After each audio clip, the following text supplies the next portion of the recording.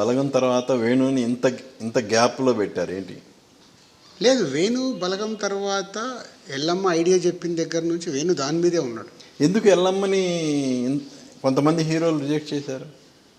Maybe Yellamma అనే title lady ఓరియంటెడ్గా చూసారేమో.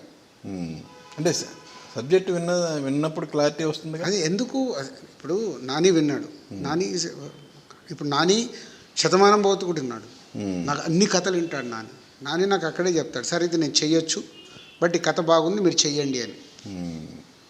So Yellamma విన్నప్పుడు కూడా నాని ఇమ్మీడియట్గా ఓకే. కానీ ఇప్పుడు నెక్స్ట్ నేను చెయ్యబోయేటి ఇగో ఇలాంటి జోనర్లో సినిమా ఉంది, ఇప్పుడు అది నేను ఎత్తుకోవాలి, ఇది ఆల్రెడీ లాక్. సో ఇప్పుడు ఇది చేస్తే 2 సినిమాలు నాకు ఎఫెక్ట్ అవుతాయి, లేదు మీరు ఒక 1.5 year ఆగుతారా, ఈ కథని నా కోసం పక్కన పెడితే నేను చేస్తాను. సో ఇప్పుడు డైరెక్టర్ ఏంటి, బలగం తర్వాత నేను ఇలాంటివి చేద్దాం అనుకున్నాను సార్, మళ్ళీ దీన్ని ఎలా ఆపుతాను అంటాడు.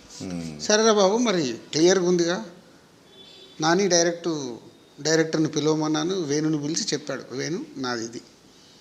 సో చేస్తే 2 సినిమాలు నాని రీడ్ చేసిన సినిమాలు నితిన్తో వెళ్తున్నారు ఇప్పుడు. అంటే నాని రిజెక్ట్ చేయలేదు, ఐ మీన్ రిజెక్ట్ నాని కూడా తమ్ముడు రిజెక్ట్ చేయలేదు, క్లియర్గా చెప్పాడు. నాకు కొన్ని అనిపించిన కరెక్షన్స్ ఇవి సార్, వేణుతోనే మాట్లాడాడు, ఎందుకంటే ఎంసీఏ చేశారు కదా, ఇదొకటి కరెక్ట్ చేసేసుకుని బట్ మరి వెయిట్ చేయాలి.